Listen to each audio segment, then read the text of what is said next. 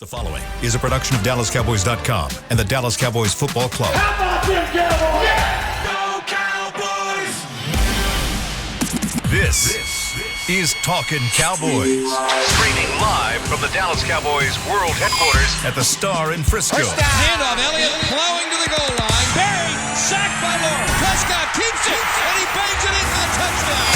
And now, your hosts, Isaiah Stanback, Patrick Walker, and Kyle Yeomans.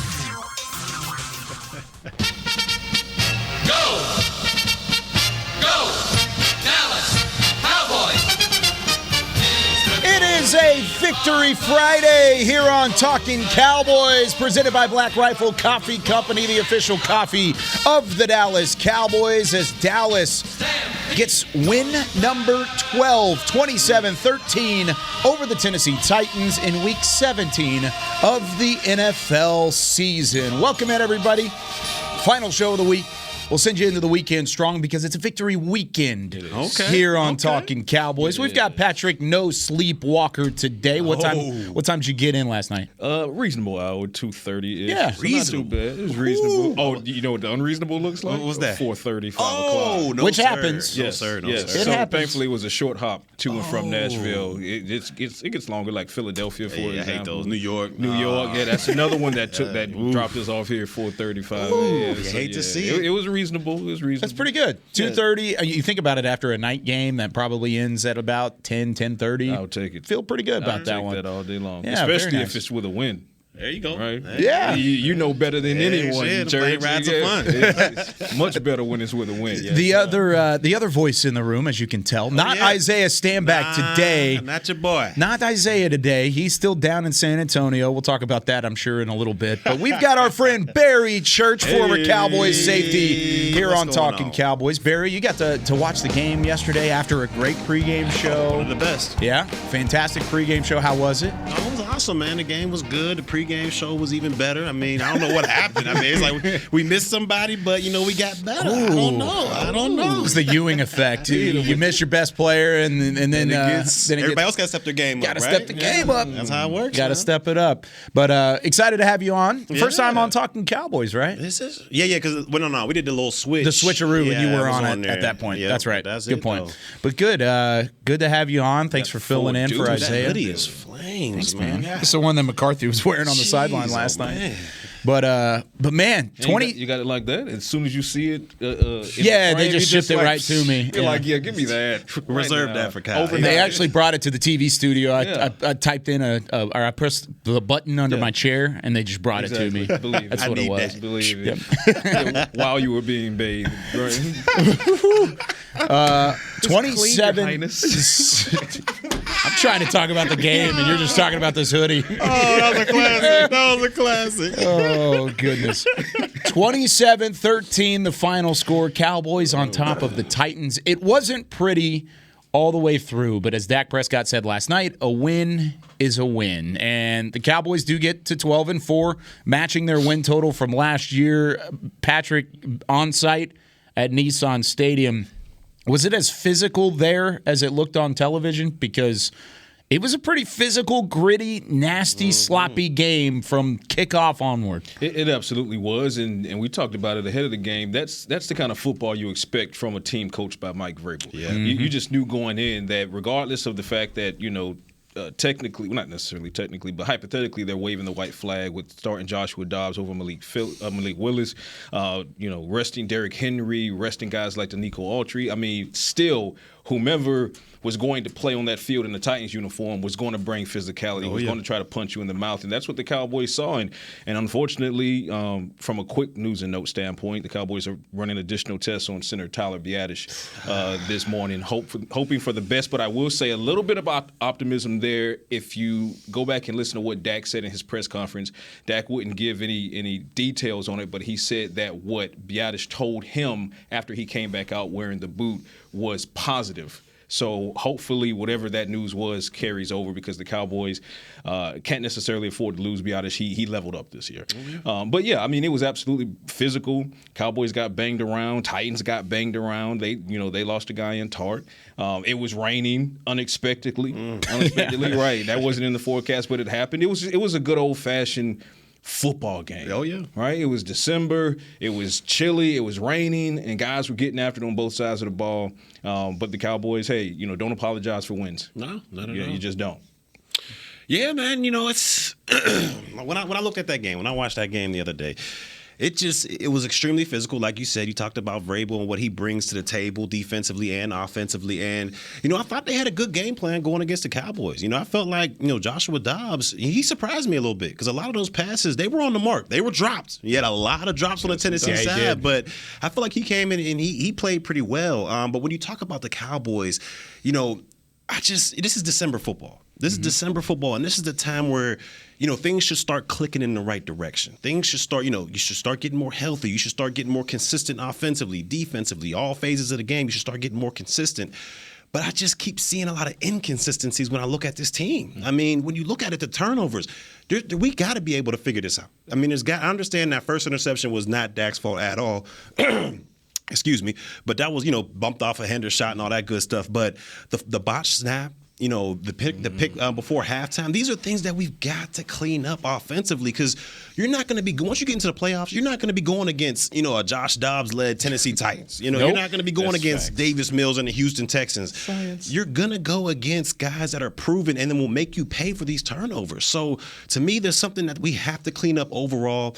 Defensively, I thought they played a little bit better. Especially with the circumstances going against a team resting a lot of players. I felt like they played a little bit better, but I still want to see more out of that pass rush. Yeah. I still would love to see more. I mean, that was the strength of this team and this defense going into the season. It was the waves and waves upon pass rushers they can throw at you. And right now, I don't know, if it's fatigue on that side of the football or whatever the case may be, but guys aren't winning their one-on-ones. I mean, we understand Parsons going to get a lot of the attention. He's going to get double teamed. We understand that. But the thing that made that D-line great was that guys were taking advantage of one-on-ones. And right now, I'm just not seeing that. I'm not seeing that from this defense right now. And you've got to finish those one-on-ones too, because if you win your battle, you got to get to the quarterback. Credit to Josh Dobbs. He avoided 3 or 4 sacks last night just based off of using his legs, working out wide. There were a couple times, especially late in the game, the interception on Nashawn Wright, Sam Williams and Micah Parsons were both at the quarterback. And he stepped up into it and just barely escaped that one, and it turned into a turnover. But because the pressure was there from a pass rush standpoint. And I'll start on the defensive side of the football because that's where I think you played your best football last night was defensively. 13 points allowed, the 2 field goals early, both of which coming off of turnovers and short fields. So really it's only 1 drive you allowed in this entire game, which is what you expect against Tennessee and Joshua Dobbs and a banged-up offensive line that struggled at times. But at the end of the day, like you said, this isn't a team that's going to go to the playoffs and make a run. They may make the playoffs. Yeah. I don't know if they're going to make a run. I don't think And if they do, it's going to be on the back of 22, Derrick Henry. It's not going to be off of Josh Dobbs. Right. This was a frustrating game because you didn't put them away the way that you anticipated putting them away. But at the same time, you got a 2-score win. You just didn't do it in the pretty fashion that you would anticipate. Agreed. And I agree in the aspect of the defense having the better game and being a large part of why the Cowboys were able to avoid, or I should say, make good or make better on the mistakes they had in the second quarter. I mean, it was a disastrous second quarter. You talk about the bad snap and the tip drill interception off Hendershot's chest, and then the interception that was 100% accountable to Dak Prescott because you can't make that throw. And if you're going to make that throw better be exactly where it needs to be as opposed to on the back shoulder of Schultz, which helped Kevin Byard get his second of the day. But, I mean, kudos to this defense because although I think we've become so accustomed, and rightfully so, it's not a bad thing, but we've become so accustomed to them being able to get after the passer that we want to see the sack totals continue to rack up, 4, 5, 6 a game. And they did get 2 a game, but one of them was a strip sack. And one of them was a strip sack. And shouts out to Dante Fowler for that. bad strip sack. But they also had 10 quarterback hits. So they were they were getting hands on Josh Dobbs. They were disrupting him. And they showed that while Josh Dobbs, and tons of credit to the young man because he had some dots. He had some dots. He did. Whether they were caught or not caught, he had some dots out there. But the Cowboys and Dan Quinn were also able to rattle him often. He was erratic under pressure. So the Cowboys pass rush did more than enough. But the question becomes, as we go into the playoffs, what happens when you go up against a Jalen Hurts who's not so easily rattled with just a quarterback hurry? Like, you're going to have to get him to the ground, who has speed and strength to escape those sacks, like we saw Trevor Lawrence escape sacks in Jacksonville. So for the Cowboys, I like what I saw as far as the ability to get in the backfield consistently against the Titans, but you're going to have to bring these quarterbacks down. So 2 sacks, it worked. 2 sacks, 10 quarterback hits, it worked. Disruptions are always as valuable as sacks, if not more so. But when you're talking about the Josh Allens, the Jalen Hurts of the world, the Patrick Mahomes of the world, you are going to have to ratchet that up. 2 of those 3 quarterbacks were in the AFC. I just wanted to note that. They on that side. I just want to say that's was in the not by accident. I know it wasn't. I'm looking right at you. Damn right it wasn't by accident. I know what you're trying to lead on here. You're putting up what I'm throwing. You're picking up what I'm throwing down. But it's true, though. You got to get to the guys and finish the job. But how tough is it to do so as a defender? I mean, we even saw Deron Bland last night, and he came in as a corner on a blitz. Off the edge. Nearly had a sack, which More than would have been great. Yeah, he came a couple times. I like to see that, too. Oh, yeah. I like to see You like that? blitzing. I love it, man. I love it. Now, why? I wonder why. 4-2. I wonder why you like this. Just inflicting punishment. You got to love it, man. You got to love it. But how tough is it to actually bring a guy to the ground? Or is it just second nature by this point for these guys on that side of the ball? Well, nowadays it's extremely tough. I mean, when I was playing, you can plant a guy in the ground, lay on him, you could do all that good stuff, and they wouldn't throw a flag. Now it seems like you could wrap the guy up, put him down on a pillow, read him a night story, and they're still going to throw a flag on you. I don't understand it. Some of these flags are even the one that Tennessee got. I think it was on a 3rd down, right? When they hit Dak Prescott. Yeah. And they put him the roughing the pass. The roughing the pass. I'm like, the man hit him. Granted, it was a violent hit, but we play a violent sport. He hit the guy, had his hands up like this while he's falling towards the ground. What do you want the man to do? You know what I'm saying? I understand it helped the Cowboys out, but what do you want the man to do out there? You want him to hit him, defy physics, and roll off? Like, to me, it's. I don't understand how these players do it nowadays, especially bringing guys down. Because if you do bring them down in a certain fashion, not only do you get the penalty, but you also may get a fine. So it's like, man, where do you go defensively to bring these guys down?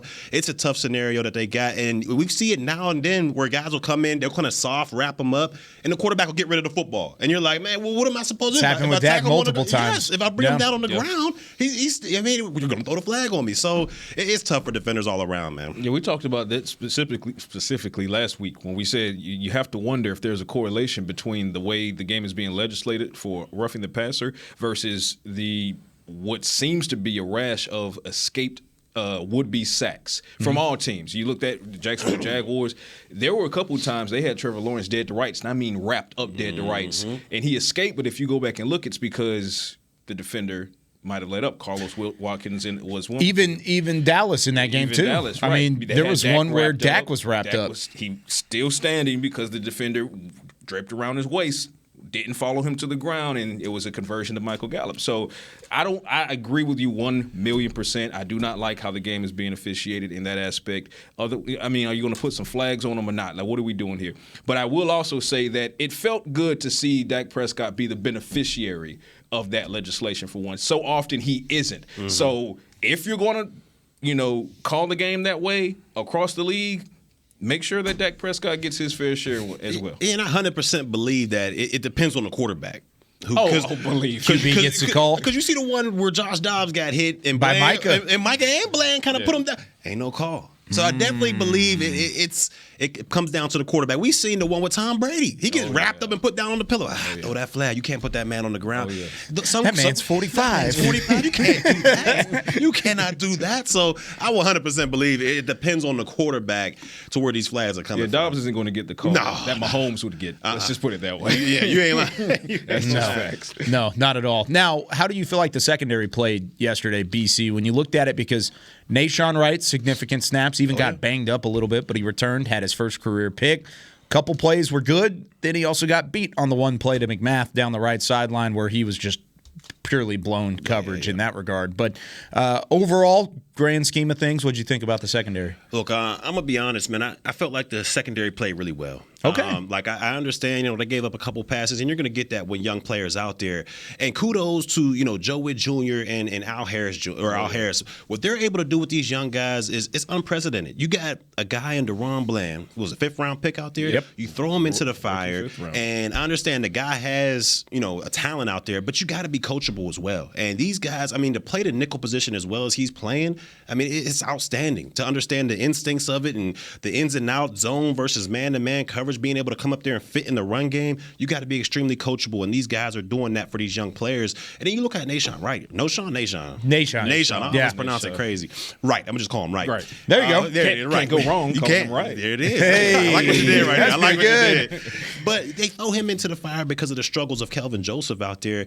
And the guy he just picks it up. He just gets it. You see that length at the cornerback position, what he's able to do, pressing guys, kind of keeping them at an arm's length. He was able to get the takeaway as well. So kudos to the coaching staff and this young secondary overall. They're making plays out there. They're not a liability like I thought they might be. I understand we lost, 2 of our top 3 corners out there for the season. And I thought for sure, this secondary was going to get picked apart. And it was early on with Kelvin Joseph. But these guys are seemingly coming into their own. They're growing up. We understand what Deron Bland brings. I think he should be Defensive Rookie of the Year, at least in the discussion of it. Man, that dude is balling. Read Science Lab from last week, ladies and gentlemen. You will see why. There's evidence in there to support Barry's point. I'm telling you, the guy's playing outstanding. Nahshon Wright out there as well. That three safety monster that they have, the way that these coaches are getting the most out of these players, it's remarkable. And I feel like that secondary, it's very beneficial to have those guys in the back end. I like to touch on Barry's point again. I love to see the cornerback position starting to come together in the absence of Jordan Lewis and Anthony Brown. I can't say enough about Deron Bland, and I said it jokingly, but seriously, go look at last week's edition of the Science Lab, and I make a case for why Deron Bland should be in the Defensive Rookie of the Year conversation. The numbers are there, ladies and gentlemen. He's actually topping Sauce Gardner in several categories, as well as other talented cornerbacks that came out this offseason. But you look at Deron Bland being able to step in and be an immediate impact. Right. So then the question became, after you lost Anthony Brown, who's it going to be? Yeah. On the practice squad, you got Kendall Sheffield, who we haven't seen yet. You signed Mackenzie Alexander, saw him last week, but not this week. You claimed Trayvon Mullen. He's been inactive both of these weeks. Cowboys are really leaning on this youth. So it really was Kelvin Joseph time. It was Kelvin Joseph season, right? Former second-round pick. You're in your second year. This is what they drafted you for. Didn't perform well. You can point at the 14 points he allowed in Jacksonville that ultimately led to him not getting any defensive snaps against the Philadelphia Eagles on Christmas Eve. And the only defensive snap, if I'm not mistaken, 1 or 2, was when Nahshon Wright left the game with injury against the Tennessee Titans. But Nahshon Wright, the more reps he's getting, he's taking advantage of this. Yes. Like he's doing the opposite of what Joseph was doing, and he's becoming more adept at being able to read coverages and react. Yes, he gave up a big play, gave up the 30-yarder to McMath, and the Cowboys secondary as a whole gave up 2 or 3 of those chunk plays, but they clamped down when they needed to clamp down in the red zone, near the red zone. And the thing I love about the Wright interception, obviously it being his first of his career, that's always special. But there's a reason Dan Quinn and Joe Witt and Al Harris love these lengthy defensive backs. It took every millimeter of Wright's wingspan to get that in. So kudos to him, because it's starting to feel like Nahshon Wright could be more than serviceable in that role going into the playoffs. And we didn't have that energy 2 weeks ago. 2 weeks ago, that CB2 opposite Trevon Huge Diggs, question we were mark. like, oh, boy. Exactly. And there's still a question. There's plays like the one against McMath where I don't care if you think you have safety help over the top or not. There was 7 yards of separation. You can't get beat that bad, no matter if you have safety help or not. That was just a go. It was just a straight go. It got to be better than that. So there's still growth to be had, but I said it last night. He's trending in the right direction, which is the opposite of what you could say about his draft mate, because you look at that 2021 draft class. Micah Parsons at the top, check mark. You got that one done. But then it's Kelvin Joseph. Osa Odighizuwa has been good. He's coming along. Chauncey Golston, Nahshon Wright, Jabril Cox. Those are guys after the Micah Parsons pick that you could say haven't made the impact that you would anticipate. Last night, Osa Odighizuwa played well. Chauncey Golston played well, played significant snaps at the 3 technique throughout the night. Nashawn Wright had his first pick, and Jabril Cox had the majority of some time, right? This is the most defensive got a lot of burn. work that he had all year long. So good night for the 2021 draft class, outside of maybe Kelvin Joseph, who rarely saw the field, and when he did, he had a penalty on special teams. It's a struggle right now for Kelvin. Two of them things. Two penalties. Yeah, you're right. Right. He had the illegal block in the back, and then he had the catch interference. Yep. The fair catch interference. So I think that puts him at 7. Is he just not, paying attention? That's what when we talk about coachability and being coachable. Like, what are you doing, man? He had some bright spots throughout the season, and then it just fell off a cliff again. It just fell off a cliff. He's doing himself no favors. Yeah, his confidence. I mean, he did himself no favors defensively in Jacksonville, but now going into this part of the season, December, Kelvin Joseph was able to hang his hat at least on special teams. Yeah. He was one of the better special teams guys. Yes, he had the penalties, but he was one of the better special teams guys. He was getting down the field, yeah. And now, not so much, and you're still racking up penalties that help flip field position in favor of the opponent. So a lot to figure out there for Kelvin Joseph. But when it comes to Nashawn Wright, this is a guy that I was high on coming out of the draft, and I felt like he did need some development. So we're not going to sit here and say, I thought he'd step in and be able to make a play impact like DeRon Bland. I didn't, but I did believe, and I said this in training camp on an episode of The Break, if I'm not mistaken. Yeah, we don't mention that show on this one. Well, we got to give some love to number 2. We don't talk about give that some show love to here. number 2 every once in a while. But I said number 1. Oh, you're on it. You're sitting here. Yeah. You're sitting in it. You want to come full time? We'll try and recruit you. We got an open chair. Yeah, you guys are comics, man. But I did say in training camp, I believe that Nashawn Wright has the ability to be a starter in the NFL eventually. And these types of circumstances where he's allowed to step in and show himself, it proves that point. Yeah, it does. And there's growth still to be had, but a long way to go. If you really want to go up against the best, you got to beat the best. Tennessee wasn't the best. No. So let's not get it twisted. He had a good game. Let's try and keep that momentum going as opposed to maybe trying to repeat it heading into the final week of the regular season and then, of course, into the playoffs. But when we come back here on Talkin Cowboys, let's talk about the slow start from the offense. Is this something to be worried about, or was it just another day at the office for the Cowboys? I don't know which one is more concerning. Don't go anywhere. We'll be right back with more Talkin Cowboys. When you build, you start with the foundation. And home ownership is a foundation of a stable future. The Bank of America Community Home Ownership Commitment has helped over 34,000 people lay the groundwork so far, with up to $10,000 towards your down payment or 3% of the purchase price, whichever is less. The satisfaction of owning your own place can become a reality. Visit bankofamerica.com/homeowner to learn more. What would you like the power to do? Bank of America N.A. Equal Housing Lender. Credit and collateral is subject to approval. Restrictions apply. This is not a commitment to lend. Did you get to work on time? Yeah, but I just realized it's Sunday. Little Sweet says head on home. Dr. Pepper's on its way. So sweet, unique. Baby, there's nothing better. I bet you've probably done something that deserves a Dr. Pepper. Did you invest your nest egg in an NFT? Yeah, and I don't even know what that is. It's a non-fungible token. Everyone's done something that deserves a Dr. Pepper. Todd thought it would be secure to jog in the cheetah savanna. Todd believed the big cat repellent he bought online was reliable. And now, Todd is trying to be faster than this cheetah that can run 80 miles per hour. But the good news is, Todd has AT&T 5G that is fast, reliable, and secure. And he learned the best thing to do is stop running and toss her the backpack with the beef stew. AT&T 5G. Fast, reliable, secure. It's not complicated. 5G requires compatible plan and device. 5G may not be available in your area. See att.com/5G for you for details. Are you ready to take coffee off your grocery list forever? Black Rifle Coffee Club is here to help. As a coffee club member, you'll get your favorite coffees roasted, packaged, and shipped to your door free of charge on your preferred schedule. Set it, forget it, and never run low on coffee again. Members also get exclusive deals on coffee, products, and discounts from partner brands. Ease your mind and let Black Rifle worry about your coffee supply. Go to blackriflecoffee.com to join the coffee club today. Back to Talkin Cowboys.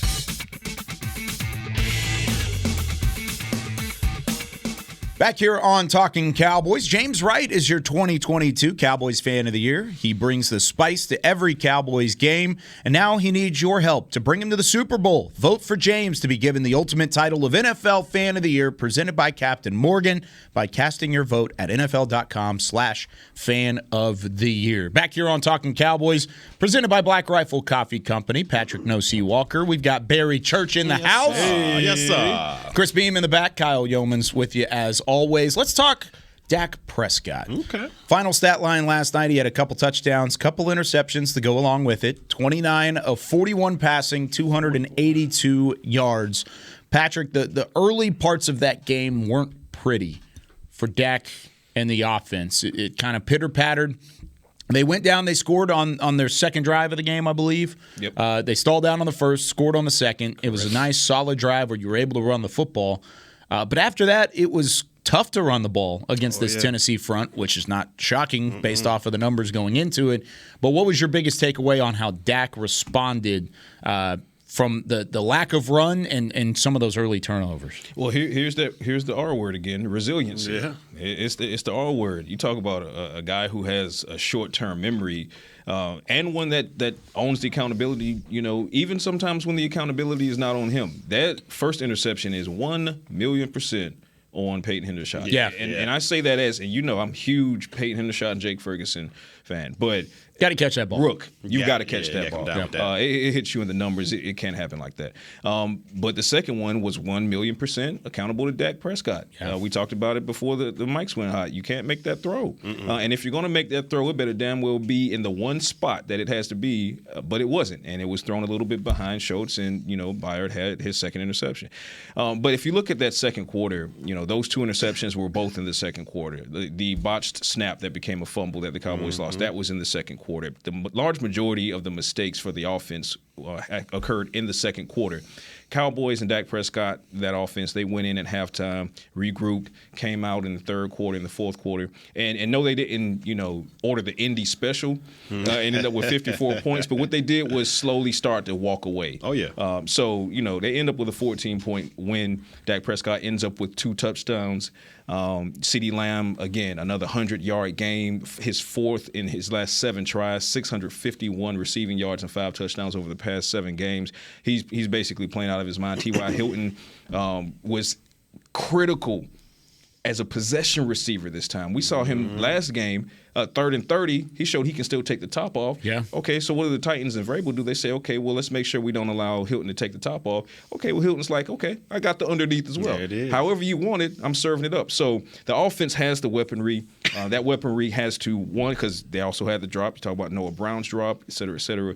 They were disjointed at times in the second quarter, but they never got down on themselves. They got it together. And this is not the first time we've seen them shoot themselves in the foot, but then bandage it and end up winning the game. My only concern is, when are you going to stop shooting yourself in the foot? Yep. That's the only question, because we've seen that they can do so and still win games, but you can do so and win games against the Colts and the Texans and the Titans without Derrick Henry and Ryan Tannehill, so forth and so on. But can you do it in the playoffs against potentially Tom Brady and Aaron Rodgers? Yeah. San Francisco, right? Yeah. So now's the time to learn these lessons, but soon cometh the time to deploy what you've learned. And we'll find out shortly, in a couple weeks or so, if the Cowboys are actually learning these lessons. Yeah, without a doubt. At the end of the day, this team has got to quit turning the football over. Fact. I mean, you're shooting yourself in the foot. We saw it last year with the penalties. The penalties were huge, and then when we got into the playoffs, I think we had 14 penalties against San Francisco, and that ended up shooting us in the foot. So you got to nip this in the bud before the playoffs start. But when you talk about this offense and slow starts, to me it always seems like when we don't have that running game clicking on all cylinders. And I understand we didn't have, the home run threat and Tony Pollard out there, but when the running game is not clicking on all cylinders, this offense seems to sputter a little bit. It just doesn't have that balanced attack, because I feel like when it's balanced, you get the best out of Dak Prescott because it can hit you with that play action. But kudos to the Tennessee Titans. They did a great job stopping the run. I think they rushed it 32 times for only 87 yards. So Tennessee did a great job of stopping the run, but I think that kind of slowed this offense down as a whole. I mean, when you look at the numbers, Dak Prescott, 41 passes, that's a little bit too much for my liking. I like him between that 30 and 35 range.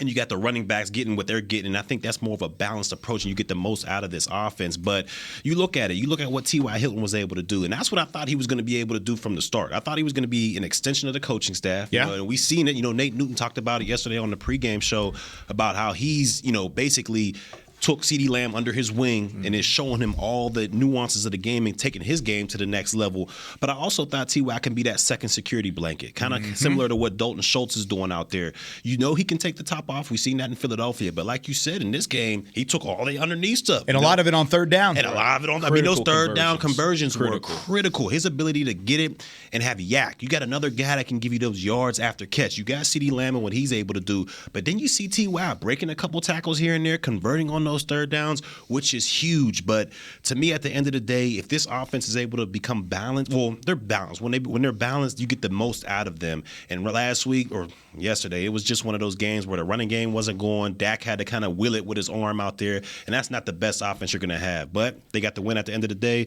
and that's all that matters. Thankfully for the Cowboys, that was one of the better run defenses they'll see from this point forward. Yeah, they were top 2 in the league going into this game for a reason. There you go. I think both of you guys bring up phenomenal points and also terrifying points at the same time.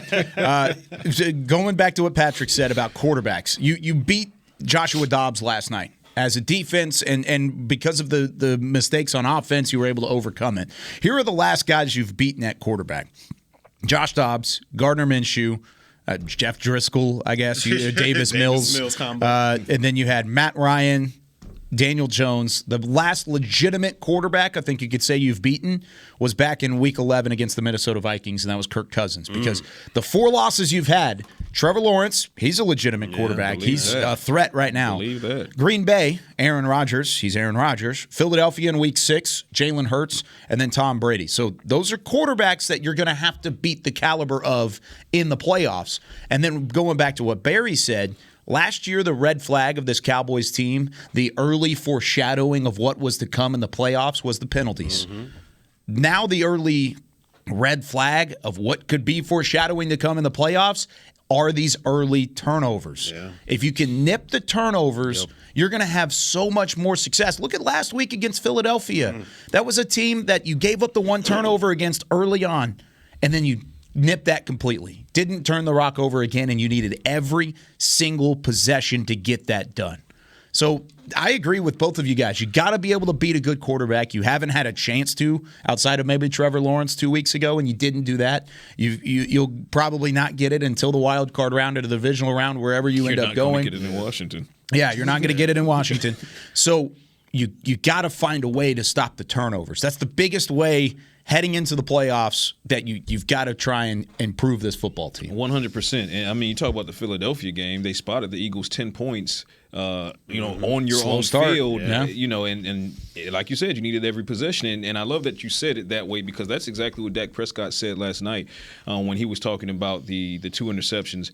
And he was basically like, it's all about going back and making sure that both he and his receivers understand that when it comes to the playoffs, every drive matters. Yeah. Every play matters. Every single one. It's exponentially more difficult to make up for an interception, because if you give, the Eagles offense with Jalen Hurts under center 2 added possessions, you lose that game by 7 or 10 points. Oh, yeah. If you give Tom Brady added possessions, ask these teams that have had leads on Tom Brady going into the final drive of the game this season alone, the Brady magic is still there. So you got to make sure that when you can put teams away, you do put them away. But that red flag, the existence of it in and of itself tells me and just reinforces what I've said time and again. I've seen enough from this Cowboys team, this version of the Cowboys team, to believe wholeheartedly, and you could put any opponent in front of them, I believe that if they play mostly mistake-free football, they beat every other team in this league. The only team that can defeat the Cowboys in 2022 has a star on their helmet. Ooh. You agree with that? I have to agree. Because there are good teams in the NFL. Yeah. There really are. But it's so wide open that, this team can beat anybody. Yes. Except they can also beat themselves. Yes. Yeah, this is true. You saw that against Minnesota. That's what proved it to me. And, and Philadelphia, for that matter. Even though it was Gardner Minshew, both of those games down the stretch showed me that you can beat anybody.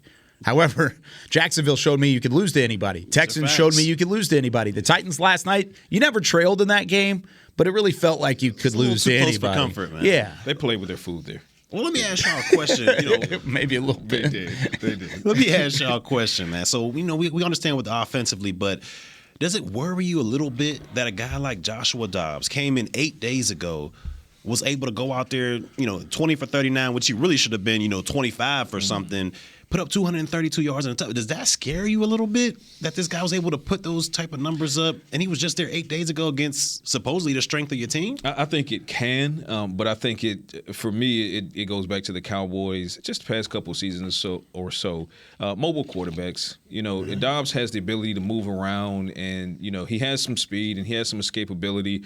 And for the Cowboys, it's not so much as letting Dobbs sit in the pocket and get those numbers.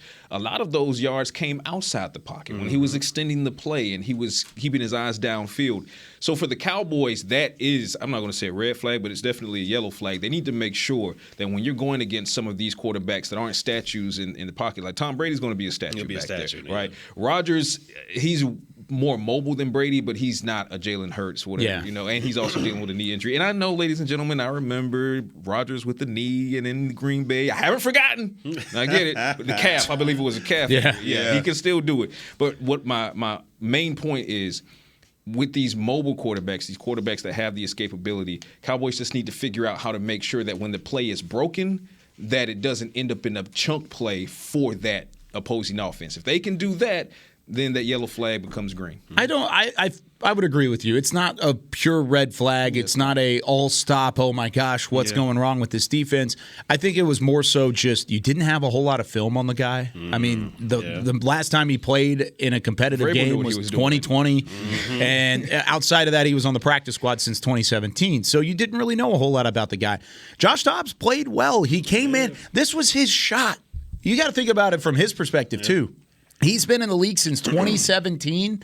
He's stuck around and waited for an opportunity. Finally, he gets picked up by a new team, by the way, in the same state that he played his collegiate football at. Went to the University of Tennessee. So he wanted to find a way to get this done. He wanted it more so than the Dallas defense wanted it. I don't think it was really a scheme thing. There were a couple times when I looked at it and I said, wow, that was a good play call. There were a couple times I looked at it and was like, wow, Tennessee did not do themselves any favors here at all.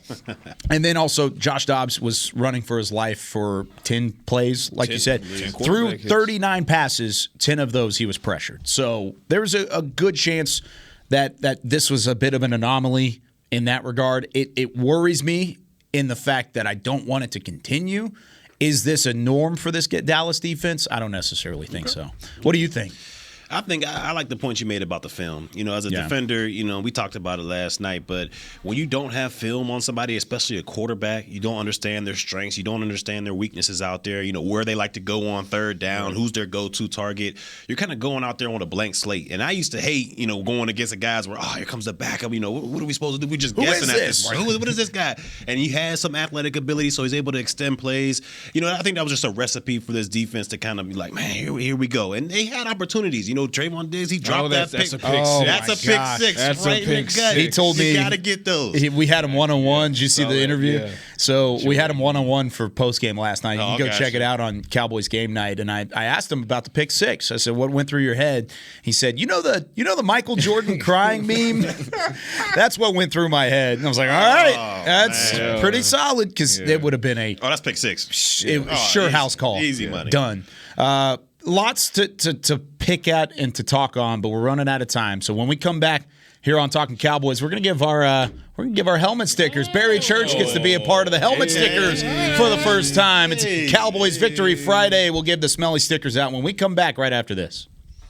Todd thought it would be secure to jog in the cheetah savanna. Todd believed the big cat repellent he bought online was reliable. And now, Todd is trying to be faster than this cheetah that can run 80 miles per hour.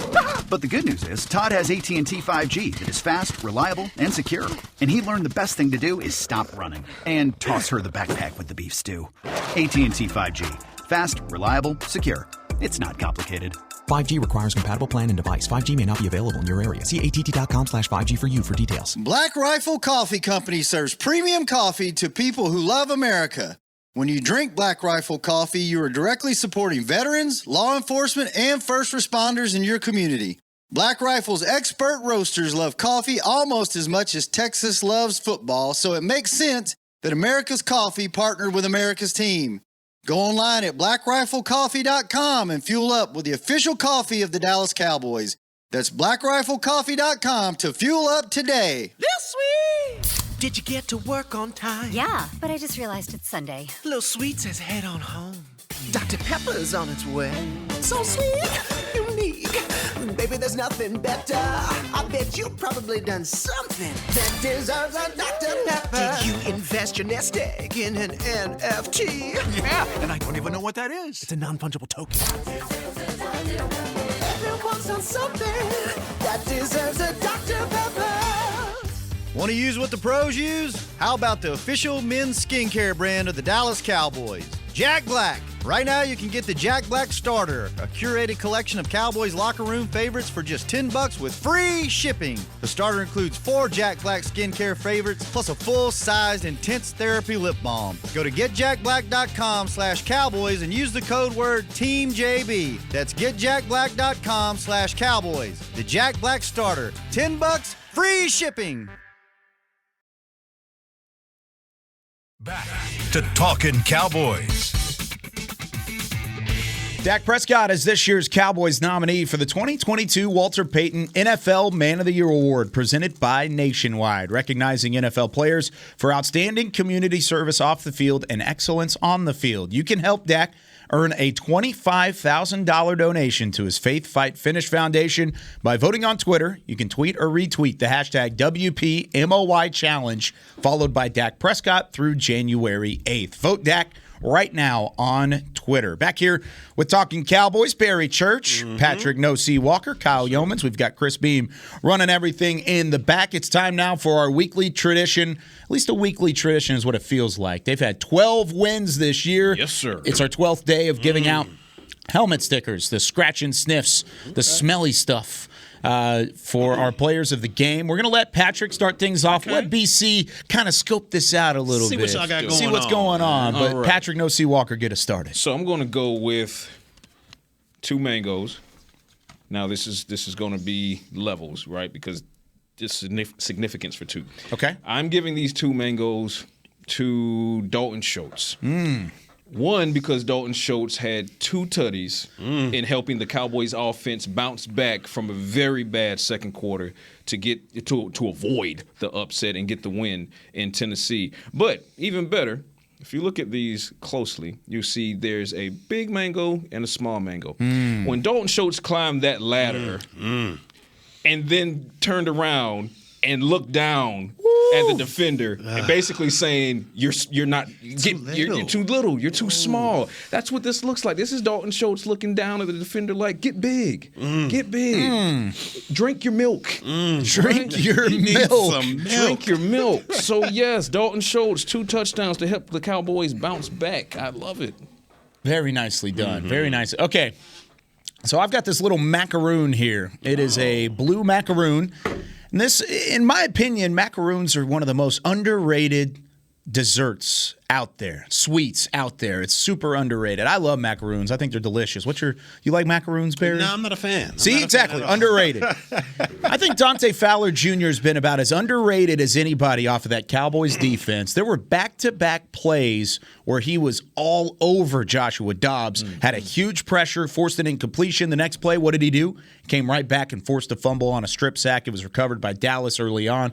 I think Dante Fowler Jr. is about as underrated as it gets on that defensive side of the football, and if he can continue playing at the rate that he's been playing at, he may play a big role heading into the playoffs. So I'm going to give him a nice little macaroon for being underrated. I've got a second one coming up after BC too. We got 2 of them things going on. Yes, sir. All right. Well, since this is my first time putting one of these stickers on a helmet, let's go, BC. I'm gonna go ahead and give these 2 little cherries right here. One of my favorite fruits out here. I'm gonna give these 2 little cherries to my boy, Mr. Right. Ooh, right, here we Mr. go. Right. All right, you know the DB had to take the DB. So I'm going to go ahead and give this sticker to Mr. Wright. He was able to get his first career interception out there in great fashion. Like Pat talked about, he had to use each and every inch of that wingspan to go up there and get a pick against Joshua Dobbs. Hopefully we see more of that to come from Mr. Wright, but the guy's starting to play well. He's starting to fill into that number 2 cornerback spot,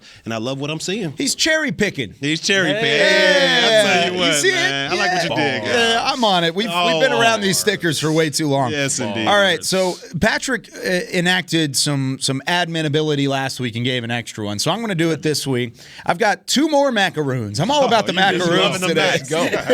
This is a pair of macaroons, and one of them has been a bigger role, the other one in a smaller role. However, they both have made an impact, and that's C.D. Lamb and T.Y. Hilton in the wide receiver room. C.D. Lamb, his 3rd straight game with 100 yards. He's now also the 3rd player in Cowboys history to have 100 receptions in a single season, joining Michael Irvin and Jason Witten. Mike did it in 95. Witten did it in 2011. C.D. Lamb in 2022. And then I like what T.Y. Hilton's doing on 3rd down. Oh, you love it. Talk about a reliable target. He has been valuable for this Cowboys team. And not to mention the pairing of the 2 of them, 3 for 3, and getting at least one of those 2 guys into a 100-yard game. There we go. That's C.D. Lamb. So I'm going to put the macaroons going 3 for 3 with macaroons. Cowboys getting the win, 27-13 over the Tennessee Titans. Barry, it's been a lot of fun. It's been a pleasure, man. Yes, if you ever get tired of the Players Lounge, just come on up here. Just slide over here. Yeah, slide on in. I mean, I like the time slot, too. I was about to say, you get it out of the way. There it is. We've got an open chair. Do we need to recruit you? Open recruiting? We'll see. Free agency starts at the end of the season. NIL deals. See what goes on. Just like those tea times a little bit later in the day. Yes, sir. You know it, That's CB. huge. Hey, there you go. Tea time. I'm already leaning towards it, man. Man, that's tough. I like this. We Go can ahead make and fall. something work. You're leaning, go ahead and fall. Derek, we're going to get in touch with your people and get in touch with BC's people. All There we right. go. For Barry Church, for Patrick No-C Walker, for Chris Beam, I'm Kyle Yeomans. Thanks for having some fun with us this week. We'll be back on Monday with more Talkin Cowboys, presented by Black Rifle Coffee Company. This has been a production of DallasCowboys.com and the Dallas Cowboys Football Club. How about this, Cowboys? Yeah!